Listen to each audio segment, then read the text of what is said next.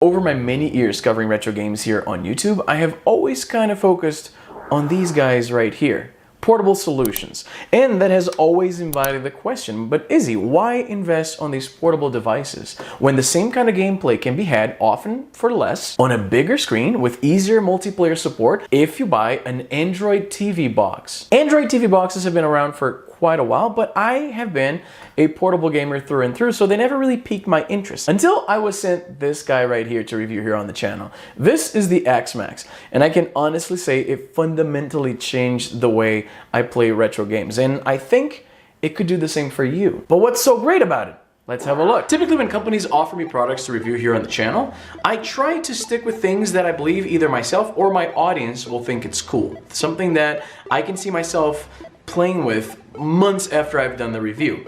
And historically, whenever I was offered devices like this guy right here, I never really, it just didn't appeal to me. My thing has always been playing on portable devices. But this guy right here came so highly recommended, and it runs so many different systems so well, that I was like, all right, maybe it's time to finally bring the retro gaming experience to a big screen. So this guy is the Super Console X Max. And often with these Chinese products, they are sold under a bunch of different names. So as you can see here, this is Kinhank 8K Ultra HD. And on the product page for the one that they sent me, it's called the Super Console X Max. So it's an Android 9 TV box, and it's configured with Emuelec, which is a great front end for retro gaming. I've seen a lot of criticism of this front end on the internet. I don't quite understand why. My philosophy is that if the product delivers a decent enough experience out of the box so that you don't have to mess around with settings or anything like that, that's a win in my book. And that's the case with the X Max here. So taking a look at the device, it's very, very light. At the bottom here, this is the model I have, Android 9, 4 gigs of RAM, and 34 gigs of internal storage. And it also comes with a 64 gig micro SD card loaded with a bunch of games, which is common for these types of products. On the side of the device, you have the SD card slot here. You have the power adapter port. There's an SPDIF port right next to it. There's AV out, which you're not going to need because presumably you're going to be using HDMI out. And it also has an Ethernet port, though I doubt anybody's going to actually use that. It has Wi-Fi, so you're not going to need to bother with the Ethernet cable. Further along the side, you have these two USB ports, which at the moment are being used by the dongles for the controllers that come included with the console. Right there. Now, about these controllers, they're not the absolute best controllers I've ever used. They're kind of light, and the buttons, they feel kind of a little bit mushy, so you're probably going to want to pair a different set of controllers, whether it's a 2.4 gigahertz wireless controller like it's the case here, or a Bluetooth controller, because this thing has Bluetooth.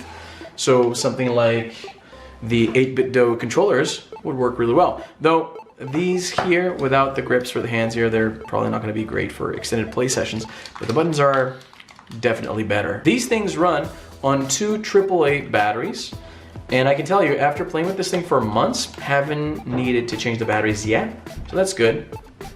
The controller, like I mentioned, probably the weakest part of the experience. It's kind of light and it feels cheap. The D-pad is not the absolute best I've ever used, but it gets the job done. It's not a terrible controller per se, it's just that because it has Bluetooth, you're probably gonna want to use your own controller. And as you can see, this thing is flashing because I press start, which makes the controller try to pair with the device, but because it's off, it's just gonna be doing that. It doesn't know what to do. I'm gonna turn it back off.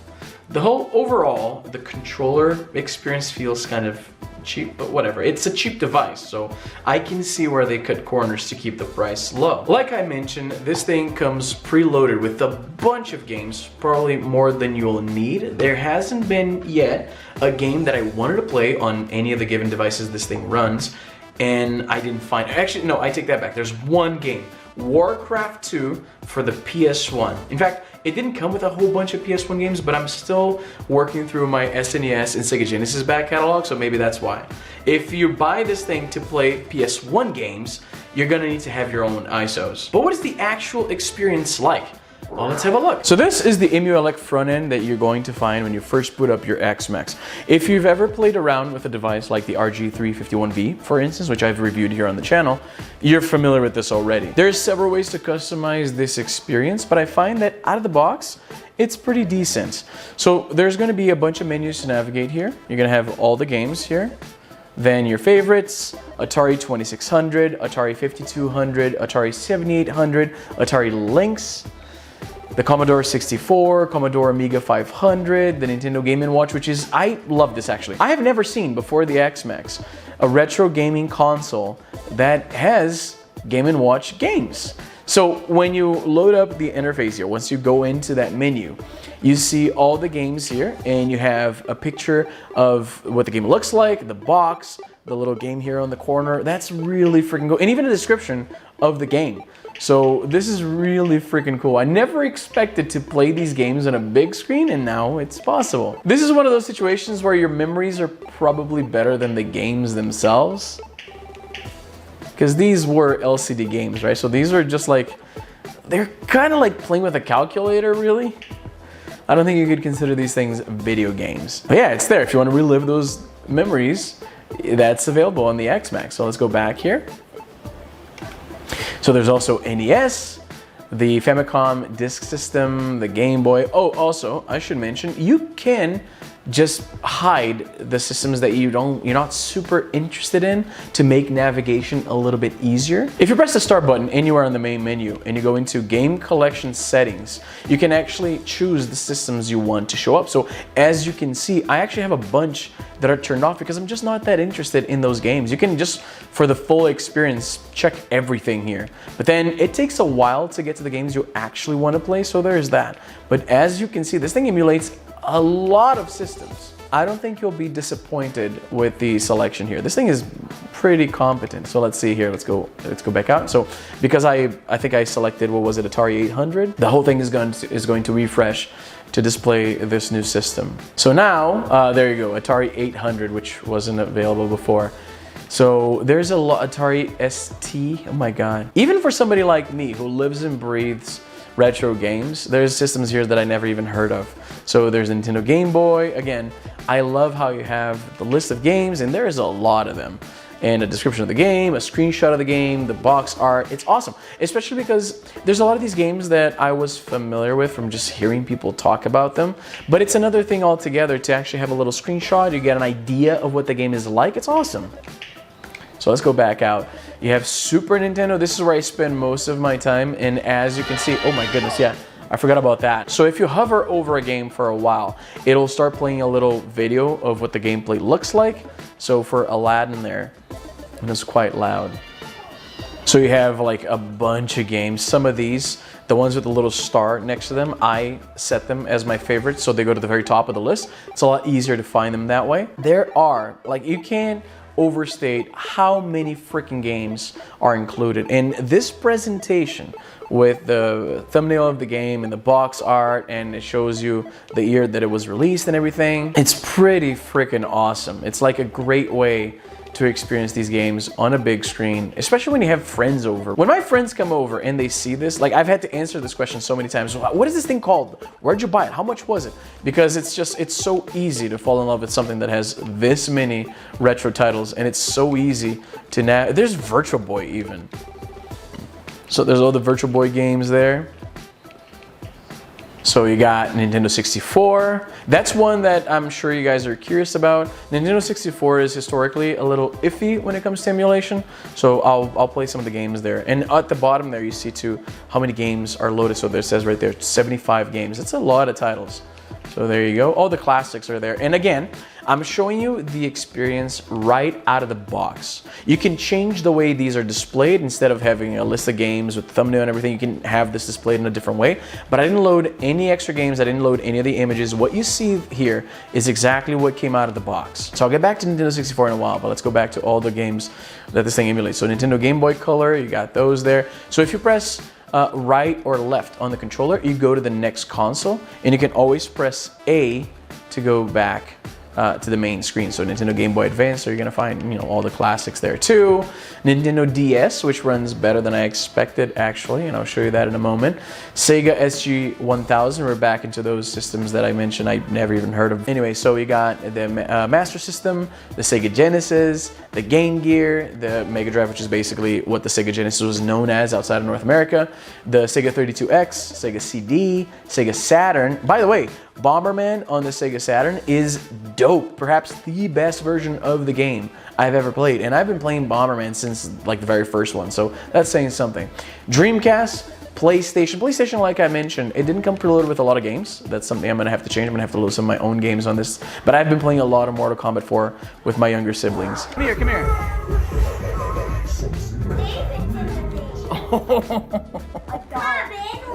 Brings back a lot of memories. And the PlayStation Portable, which again, doesn't come with a lot of games, and none of these emulation devices typically run PSP particularly well. So there's something to keep in mind. And then it has some other menus here. So this lists all the games that are playable by 4 players and 4 players, and then all the games. So I'm gonna start with something that I'm sure you guys are more curious than anything else. Nintendo 64. So for the classics, they tend to run really well, and that's the experience you're gonna find here. So for instance, if I try to run Mario Kart 64, it runs really, Mario Kart 64, Super Mario 64, those tend to run really well. At times, I've noticed with 64 games, it might be a little bit choppy in the menu, but it's just fine in the actual game. So let's choose 50 cc's here. I'm gonna go with Mario because I'm a little bit of a basic bitch when it comes to Mario Kart. I admit it. Yeah, let's go Mushroom Cup. All right. You cannot go wrong with Super Mario Kart 64. Look at this. Look at this. Ah, man, this is so great. This is the moment in the review where I'm tempted to just turn off the camera and just play this. Because this game is as great as it was back then. Like, it doesn't get much better than this when it comes to retro gaming. And I wasn't a Nintendo 64 guy. I didn't have a Nintendo 64 growing up, but I played it a lot at friends' houses and things like that, like sleepovers. This game was inescapable, right? So even if you didn't have a Nintendo 64, you probably have childhood memories playing this game, I would imagine. Most people probably do, and I'm sucking at this right now. So to exit the game, this is very convenient. Something that I wish was present in other of my systems like the RG351V. If you press start and select once, it'll give you a warning there that if you do it again, you're gonna go back to the menu. So let's do it again. There you go. And then in a few seconds, I'm back to the main screen. So let's try something that's perhaps a little more challenging to run. Let's see. Diddy Kong Racing, I bet that runs pretty well too. My God, okay, Ocarina of Time, of course. Dude, this is freaking awesome. Same thing, right? I didn't have an N64 growing up, so I didn't have Ocarina of Time, but I do have childhood memories of playing this at friends' or cousins' houses and things like that.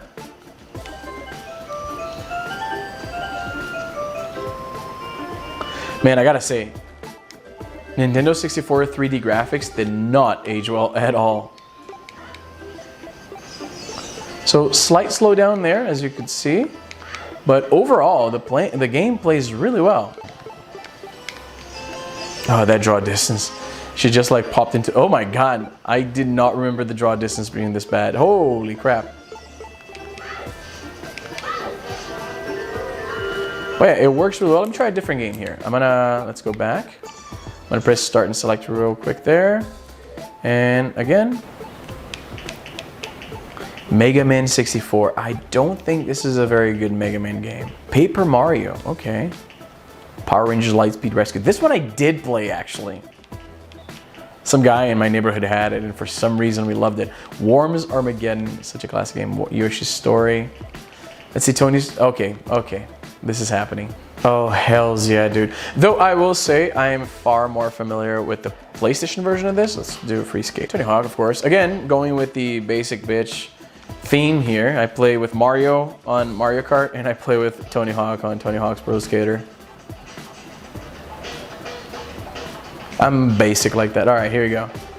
Oh man, this is just as great as it was back. Oh my goodness. And as you can see, you know, N64 is notoriously the trickier system to run on these emulators.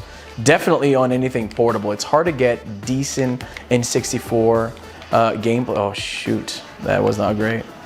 And again, those polygons, like N64 era 3D games, did not age very well at all. But it's such a classic, right? Oh my goodness.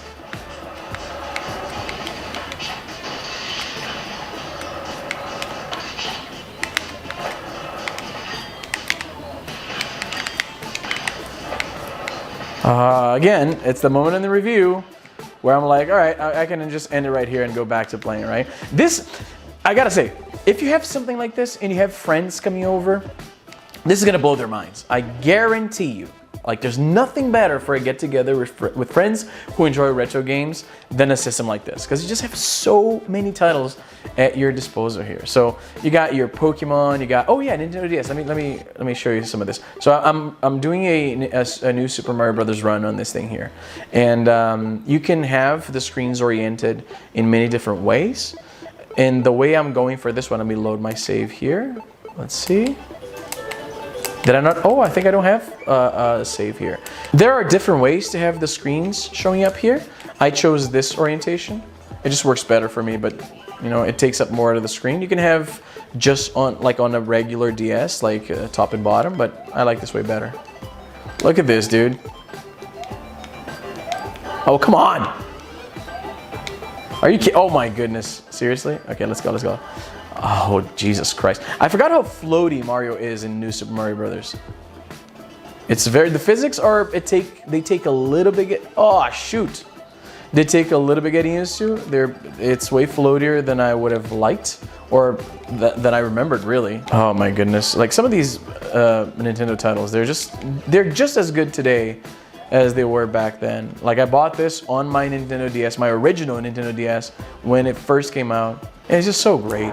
Now, speaking of titles that are notoriously hard to emulate, of course, I had to show Yoshi Island. This is a game that typically it's among the hardest to emulate on the Super Nintendo. This one and Donkey Kong Country 2 is also a tricky one. And I cannot tell any issues whatsoever from playing here. Like it seems pretty close to running on actual hardware. Pretty awesome, I gotta say. Oh, almost. Okay, there we go. Dude, like, this is just awesome. This many games on a system that is this user-friendly, just, you know, coming out of the box with everything you need, it's pretty awesome. And I can say, get-togethers at my place have never been the same ever since I got this thing. So this is the X Max. It's a pretty decent retro emulation console that plugs into your TV and no hassle, no fuss. Out of the box, you get a pretty decent experience with a lot of games. They're all categorized with the thumbnails and the box art. It's just gorgeous. Great presentation, great performance, and a pretty decent price. $124 right now. It usually goes on sale, so perhaps by the time I finish editing this video, it's gonna be a little bit cheaper. If I can find a coupon, I'm going to include it in the description below as well. If you have any questions about the X Max, let me know in the comments. I will try to answer as many as I can. If you don't already follow me on social media, I'm very active on both Twitter and Instagram. And that's all the time I have for today. I'm Izzy, and I'm done.